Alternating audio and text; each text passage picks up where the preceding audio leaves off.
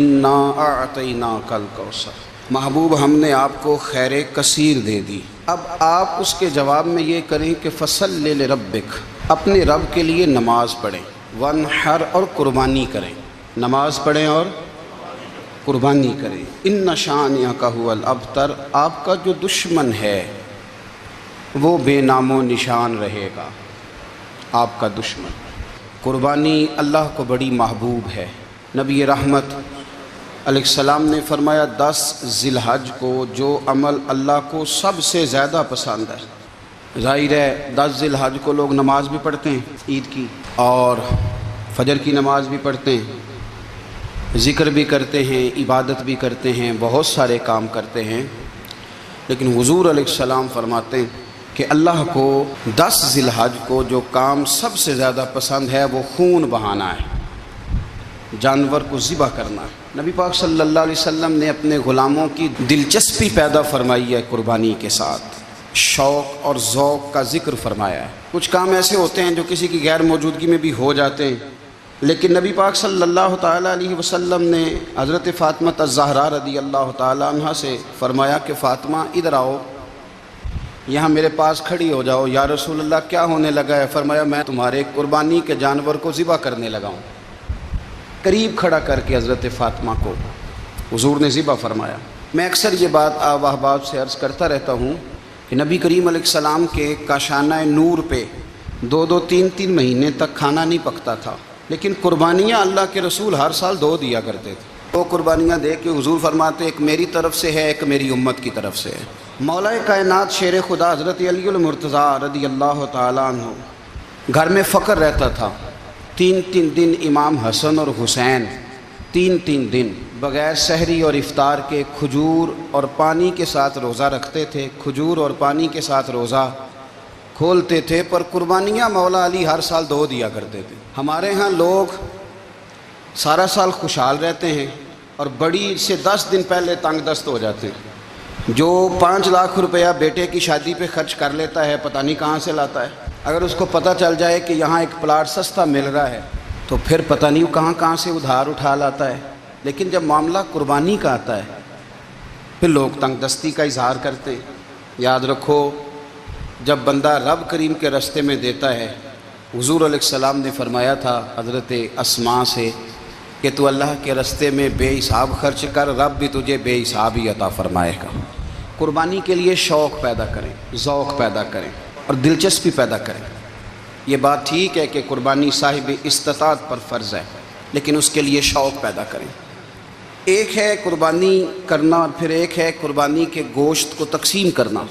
قربانی کا سارا گوشت گھر میں رکھنا جائز ہے، اور جب تک آپ کا دل کرے آپ وہ گوشت کھائیں، شریعت آپ کو منع نہیں کرتی۔ لیکن میرا یہ سوال ہے کہ قربانی ظاہر ہے وہی لوگ کرتے ہیں نا جن کے پاس طاقت ہوتی ہے، تو سارا سال گوشت کھاتے ہیں، تو مطلب سارا سال اگر آپ گوشت کھا رہے ہیں تو پھر آپ مہربانی فرمائیں، یہ تو اللہ کے راستے میں ہے تو کوشش کریں یہ تقسیم ہو جائے۔ کچھ لوگ شاپر لے کے گوشت لینے آ جاتے ہیں، ان تک میرا یہ پیغام ضرور پہنچائیں کہ ان کے لیے سوال کرنا جائز ہی نہیں۔ شریعت یہ کہتی ہے کہ جس کے گھر میں ایک وقت کا کھانا موجود ہو، صبح کا اس کے گھر میں کھانا موجود ہے ایک ٹائم کا، اس بندے کے لیے کسی کے سامنے ہاتھ پھیلانا جائز۔ اتنا بھوکا آدمی کہ جس کے پاس اب کھانا ہی نہیں ہے ایک وقت کا بھی، وہ سوال کر سکتا ہے۔ چھوڑیں، سارا سال اگر ہم کسی امیر سے لے کے نہیں کھاتے تو کیا گھر میں ہنڈیاں نہیں پکتی؟ بالکل نہیں سوال کریں، قطعاً کوئی ضرورت نہیں، یہ جائز ہی نہیں ہے سرے سے۔ آپ کو کس نے اجازت دے دی خالی گوشت کی خاطر؟ جہاں اللہ تعالیٰ آپ کو مرچ دے رہا ہے، نمک دے رہا ہے، گھی دے رہا ہے، گھر رہنے کے لیے دے رہا ہے، وہ رب کریم 1000 روپے کا گوشت بھی عطا فرمائے گا۔ اور اس سے اگلی بات یہ کہ شکوہ بھی نہیں کرنا کہ فلانے نے اتنی قربانیاں کی تھی تو پتہ نہیں کہاں لے گیا ہے۔ اس نے کی تھی نا، پیسے کس کے تھے، ذبح کس نے کیا، تو آپ ذمہ دار ہیں کہ وہ کدھر لے کے گیا ہے۔ یہ بحث کرنے کی بھی اجازت دین ہمیں نہیں دیتا، تنقید کی بھی اجازت دین ہمیں۔ اس بات کو بھی ضرور ذہن میں رکھیں کہ ہم کہتے ہیں میں نے ابا جی کی اس سال کرنی ہے، اور پھر اگلے سال اماں جی کی کرنی ہے، اور پھر اس سے اگلے سال میں نے اپنی کرنی ہے۔ جس بندے کی جیب میں پیسے ہیں قربانی اس پر واجب ہے، اس کے ابا جی پر واجب نہیں۔ اگر ابا جی کے پاس الگ پیسے ہیں تو ابا جی پر قربانی واجب ہوگی۔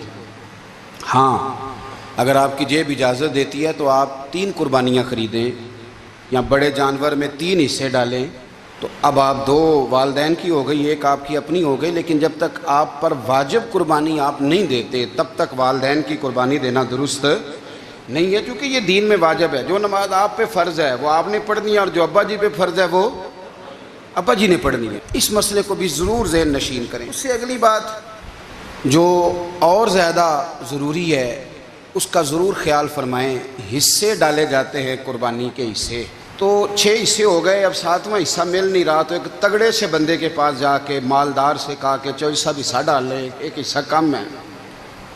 چودھری صاحب کہنے لگے کہ میں نے تو پہلے بھی 4 بکرے لیے ہوئے ہیں، تو چلو اگر تم کہتے ہو تو چلو بڑا گوشت آ جائے گا، تکے ہی بنا لیں گے، چلو بڑا گوشت بھی 10 کلو آ جائے گا تو کباب کے لیے رکھ لیں گے، چلو رکھ لو حصہ۔ اب 6 بندوں کی نیت قربانی کی، 7ویں کی گوشت کی، اس کی نیت قربانی کی، پچھلے 6 کی بھی قربانی نہیں ہوگی، وہ بھی گئے کام سے۔ آپ اس بات کو سمجھیں کہ قربانی کا مطلب یہ ہے کہ خالص اللہ کی رضا کے لیے مخصوص وقت میں مخصوص جانور ذبح کرنا۔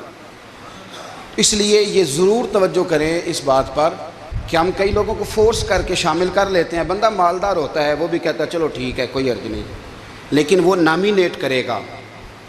اگر اس نے اپنی قربانی رکھ لیا تو پھر وہ بتائے گا یہ قربانی کس کی ہے، والدین کی ہے، کس کی ہے۔